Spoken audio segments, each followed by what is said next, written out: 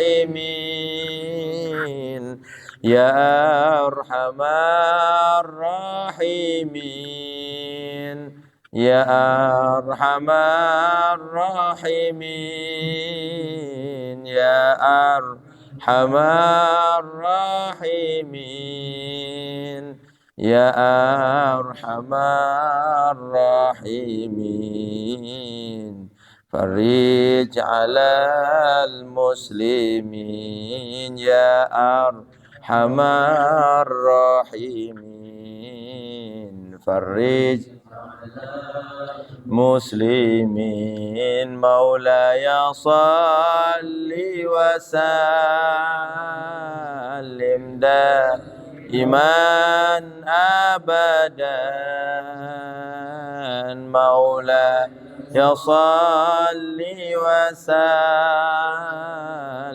دائما أبدا على حبيبك خير الخلق كلهم على حبيبك خير الخلق كلهم اللهم صل وسلم وبارك عليه وعلى آله. Assalamualaikum warahmatullahi ta'ala wabarakatuh. Alhamdulillahilladzi yukrimul ulama wa yuwaqqirul ulama innama yakhshallaha min ibadihil ulama. Ashhadu an la ilaha illallah wahdahu la syarika lah wa ashhadu anna sayyidana Muhammadan abduhu wa rasuluhu sayyidul anbiya wal asfiya. Allahumma salli wa sallim wa tarham wa tahannan wa takarram wa ta'azam ala sayyidina wa imamina wa qudwatina wa maulana Muhammad sahibit taj wal mi'raj wal buraq wal alam dafi'il bala wal waba wal marad wal ibtila wal alam jismuhu tahirun mutahharun mu'attarun munawwarun mansum maktubun marfu'un mawdu'un ala lawhi wal galam syamsid duha badrid duja nuril huda misbahi dhalam abil qasim sayyidil kaunain wa syafi'ith thaqalain sayyidina Muhammad ibn Abdullah nabiyil haramain mahbubun inda rabbil masyriqain wal maghribain faya ayyuhar rajuna minhu syafa'atan sallu alaihi wa sallimu taslima faya ayyuhal mushtaquna linur jamalih sallu alaihi wa sallimu taslima subhanaka la ilma lana illa ma 'allamtana innaka antal alimul hakim rabbi shrah li sadri wa yassir li amri wahlul 'uqdatam min lisani yafqahu qawli syadid lisani wahdi qalbi bi jahin nabi sallallahu alaihi wasallam ya arhamar rahimin amma ba'd. Yang kita sama-sama hormati dan kita sama-sama muliakan Sohibul Bait Bapak Haji Adi Junaidi. Mudah-mudahan Allah Subhanahu wa taala berikan beliau dan keluarga beliau kebahagiaan, kemuliaan, dan Allah taala mengkabul hajat-hajatnya, Allah taala mensihatkan badannya, Allah taala mudahkan urusannya, Allah taala menjauhkan daripada ujian-ujiannya. Allah Subhanahu wa taala jadikan cucunya soleh-soleh, amin ya rabbal alamin. Dan juga yang saya hormati saudara-saudara saya yang sama-sama duduk di majlis yang penuh barokah ini, tidak lain dia bukan kita mengharap ridha Allah, mencari keselamatan dari Allah, mencari keberuntungan dari Allah, mencari jalan yang mana dengan jalan itu kita bisa menjadi orang yang mulia dunia akhirat. Kita mencari jalan dengan jalan tersebut kita bisa menjadi orang yang selamat dunia akhirat. Kita mencari jalan dengan jalan tersebut kita bisa dijadikan orang yang agung dunia akhirat. Mudah-mudahan Allah Subhanahu wa taala dengan melalui majlis yang penuh barakah ini, melalui wasilah kita duduk bersama ini, tidak lain tidak bukan menjalankan perintah baginda Nabi Muhammad SAW ini. Mudah-mudahan kita semuanya oleh Allah SWT selalu dituntun, bukan diberi hidayah saja, tapi dituntun untuk selalu mengikuti jalan-jalan orang yang telah mendapat hidayah dari Allah Ta'ala. Mengikuti jalan-jalan yang Allah Ta'ala berikan nikmat kepada mereka. Sebagaimana Allah Subhanahu Wa Ta'ala berfirman dalam Al-Quran, ya, ihdinas siratal mustaqim siratal ladzina an'amta 'alaihim ghairil maghdubi 'alaihim waladdallin. Yaitu jalan yang lurus, yaitu jalan yang mana jalan tersebut yang telah ditempuh oleh orang-orang yang Allah Ta'ala berikan nikmat kepada mereka semua, yaitu para anbiya, para aulia, para asfiya, dan para ulama. Jadi duduknya kita ini tidak lain bukan kita cari jalan selamat, kita cari jalan mulia, kita cari ridha Allah, ampunan Allah, dengan cara mengikuti apa yang dicontohkan oleh para aulia, yang dicontohkan oleh para ulama, yang semua menukil daripada baginda Nabi Muhammad SAW. Jadi kita hidup di muka bumi ini bukan untuk tujuan kita harus kaya, bukan. Tujuan kita hidup di dunia ini bukan untuk sukses dalam dunianya, bukan. Tujuan kita hidup di dunia ini cari jalan selamat, cari ridha Allah Subhanahu wa Ta'ala. Jangan sampai kita di dunia rugi, apalagi nanti di akhirat jangan sampai kita dijadikan orang yang merugi. Bagaimana kita cari jalan yang mana jalan tersebut bisa menuntun kita, yang bisa menyampaikan kita untuk mendapatkan ridha Allah, menyampaikan kita untuk mendapatkan rahmat Allah, bahkan surga Allah, yaitu dengan mengikuti apa yang disampaikan oleh baginda Nabi Muhammad SAW. Dikit demi sedikit kita pelajari sunnah baginda Nabi Muhammad SAW. Dikit demi sedikit kita fahami daripada hadis-hadis, akhlak-akhlak, adab-adab yang dicontohkan oleh baginda Nabi Muhammad SAW. Yang mana adab Rasulullah, yang mana sunnah Rasulullah, dan segala sesuatu yang muncul dari baginda Nabi Muhammad SAW tidak terlepas daripada apa yang ada di dalam Al-Quran. Oleh sebab itu kita pahami bahwa kalau kita ingin mendapatkan jalan yang selamat, kita ingin mendapatkan lentera yang jelas, yang terang, yang bercahaya, yang bisa mampu menunjukkan kita menuju jalan yang tidak Allah Ta'ala, tidak lain bukan kita harus mengikuti apa yang disampaikan oleh baginda Nabi Muhammad SAW. Itu jalan satu-satunya sudah. Nggak ada jalan lain. Kalau kita ingin mungkin punya anak yang soleh, soleha, ingin punya keluarga yang samawa, ingin punya istri yang soleha, ingin kada wa kada wa kada, ingin segala-galanya, satu, ikuti Rasulullah SAW. Tidak mungkin terlepas, walaupun mungkin ada orang non-muslim, orang kafirkah itu, orang Hindu, orang Kristen, mereka mendapatkan kesuksesan, mereka mendapatkan kebahagiaan secara duniawi, jelas mereka mengikuti walaupun tidak memahami apa yang dicontohkan oleh baginda Nabi Muhammad SAW.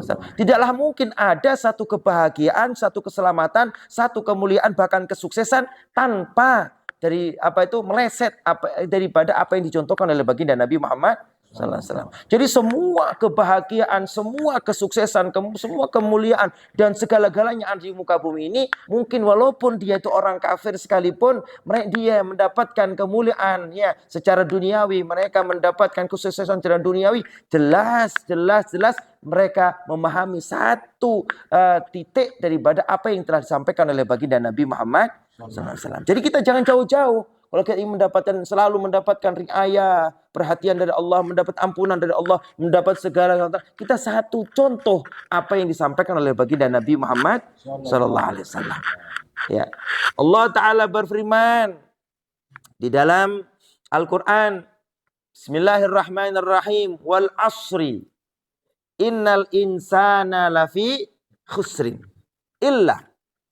Wal asri, demi waktu asar, Allah Ta'ala bersumpah.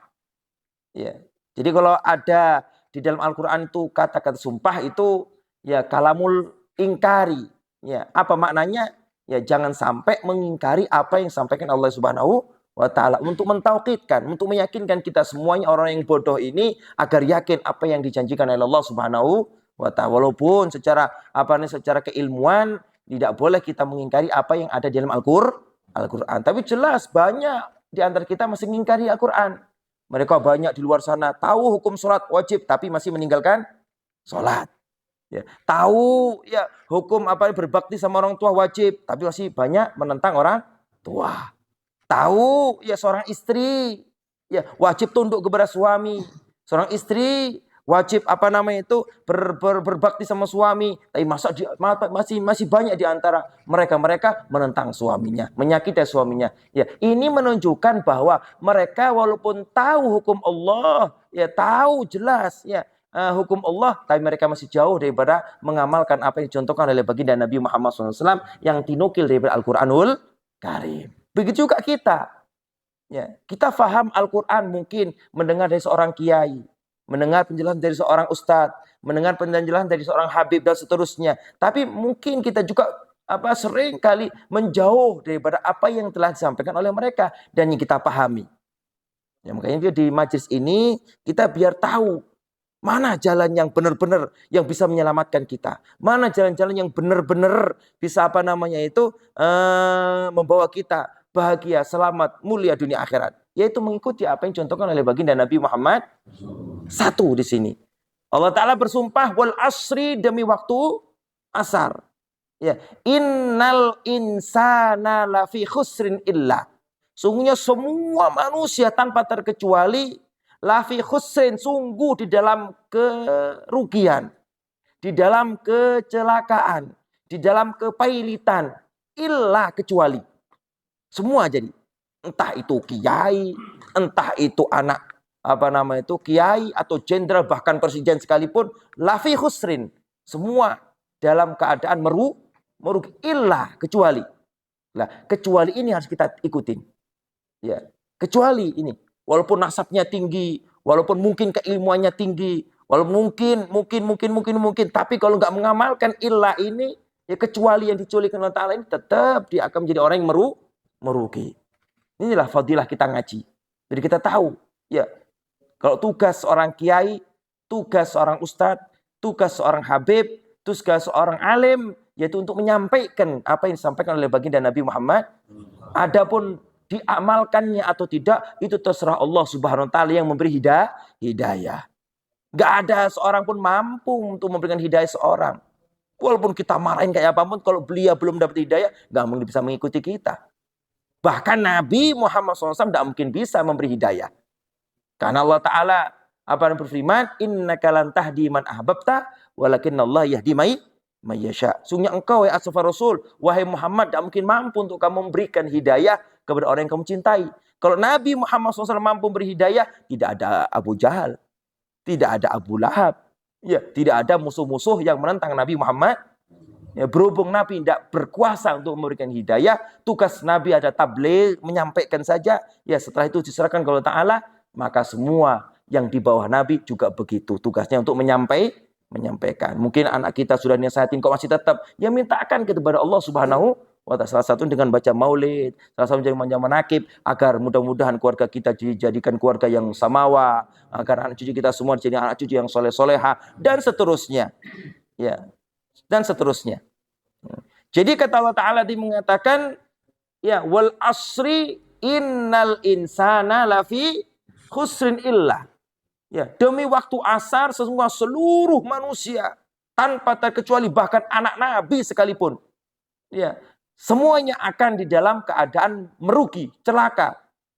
Entah di dunia, ya, sampai akhir, kecuali illal ladzina amanu, kecuali orang yang beriman. Nabi Nuh mempunyai anak namanya Kan'an. Ya, anak Nabi. Ya, anak Nabi, tapi celaka. Kenapa? Tidak beriman dengan apa yang dibawa oleh ayahnya. Tidak beriman. Tidak beriman kepada Allah. Tidak beriman kepada apa yang dibawa oleh Nabi Nuh. Ya, anak Nabi. Makanya kita, walaupun siapapun kita, walaupun kita anak siapapun, kalau kita tidak beriman, tidak menjalankan keimanan itu, maka kita nggak mungkin selamat.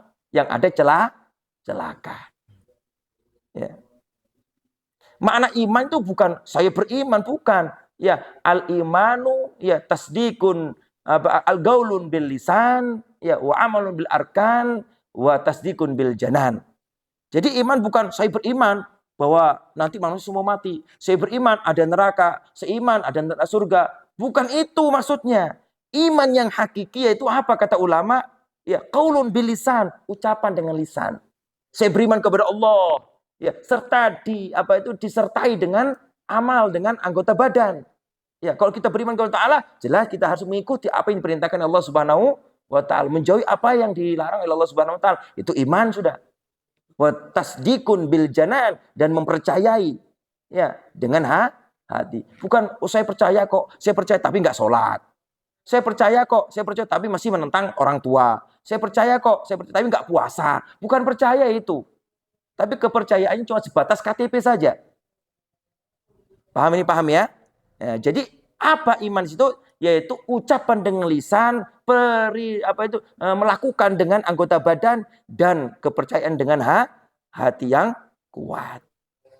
Jadi yang pertama, ya tanda orang akan mendapatkan kebahagiaan, lawan kata dari ibarat kesusahan atau kepenyesalan, yaitu apa? Alladzina amanu, orang yang beriman. Ingat, beriman maknanya tinggi loh ya. Iman, ucapan, diucapkan iman, ya perilaku iman, dan hati juga iman. Kalau kita iman kepada Allah, harus melakukan sholat. Kalau iman kepada Allah, harus puasa. Ya, kalau kita iman kepada Allah, harus tunduk kepada orang tua. Kalau kita beriman kepada Allah, harus istri kita didik untuk tunduk kepada kita, dan seterusnya. Ini jalan ya agar kita mendapatkan keselamatan. Yang pertama, illalladzina amanu wa amilus sholihat. Tidak cukup beriman saja, tapi wa amilus sholihat, beramal soleh. Apa maksudnya? Banyak. Kullu ma'rufin. Ya, itu semua ibadah. Ya, semua ibadah. Apa ibadah? Ismu jinsin di kulli ma'rufin. Ibadah itu segala kebaikan itu ibadah. Senyum, kenapa disebut ibadah? Karena kebaikan. Iya kan? Semua ya yang dinilai baik itu ibadah. Ya, setiap ibadah pasti mengandung pahala. Dan kecil besarnya pahala yang kita dapatkan menurut kadar usaha, menurut kadar capek yang kita rasakan. Ya, jadi yang pertama, illalladzina amanu wa amilus sholihat. Ya. Nah, kemudian apa? Setelah itu apa? Wa tawasau bil haqqi wa tawasau bis sabri. Kita harus saling menasihati satu sama lain. Apa makna menasihati? Ayo, ya 2 minggu sekali ada pengajian di rumahnya Pak Haji Hedi. Ajak. Itu namanya apa? Namanya itu tawasau bil haqqi. Berwasiat, berdakwah. Berdakwah tidak harus lewat mimbar. Berdakwah tidak harus membawa kitab. Tapi tatkala kita ada pengajian, ajak saudara kita. Itulah disebut apa? Dakwah. Makanya itu ulama mengatakan tanda jiwa yang sehat yaitu apa? Ya, empati, perhatian sama lainnya. Ya, bukan cuek, bukan. Biarin, yang penting saya ngaji, kamu selamat enggak sama terserah kamu. Itu bukan sifat orang mukmin itu. Bukan, sifat orang mukmin itu harus mempunyai sifat tidak rela saudaranya, tetangganya, orang tuanya atau orang yang berkaitan dengannya ya celaka. Ya, seperti tidak relanya kita melihat diri kita celaka.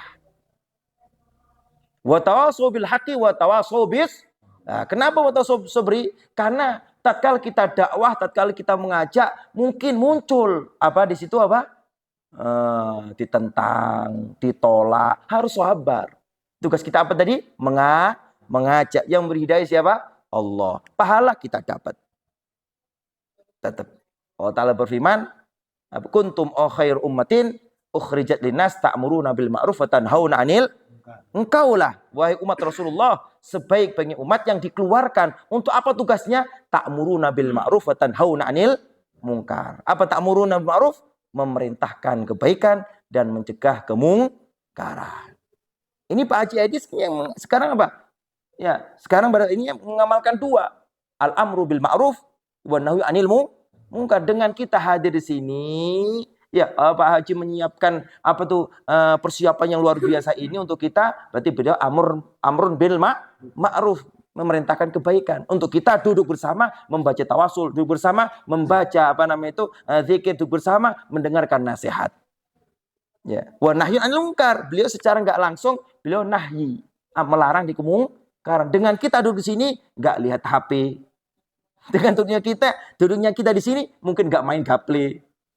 Ya kan ya. Dengan duduknya kita di sini yang seharusnya ngobrol, ngopi di tengah di pinggir jalan, Yang setiap ada orang yang lewat diomongin, orang itu jelek, ya kan? Dihandle oleh Pak Haji Edi di sini semuanya, ya, dengan diam semuanya, dengan mengamalkan warna-warni kebaikan. Inilah disebut al-amru bil ma'ruf wan nahyu anil munkar. Paham ini, paham? Nah, kita alhamdulillah kita pada saat ini mendapatkan riayah, perhatian khusus dari Allah Subhanahu wa taala dengan didudukkannya hati kita, didudukkannya zahir kita di tempat yang mulia ini untuk apa? Menyambungkan batiniah kita kepada para wali Allah Subhanahu wa taala. Itu jalan. Ya, satu ingat iman kepada Allah, mengamalkan amal soleh, kemudian apa? Wa tawasau bil haqqi wa tawasau bis sabri. Sebagaimana dijelaskan oleh Al-Alam Al-Faqih Al-Habib Umar bin Hafid bila menjelaskan, ya, daripada makna Al-Quran tadi itu, ya, an-nasu kulluhum yakhsarun. Semua manusia akan celaka, semua manusia akan merugi. Ya, illa man jama arba'a sifatin, kecuali orang yang mengumpul 4 sifat. Ya, intisarinya sama seperti tadi.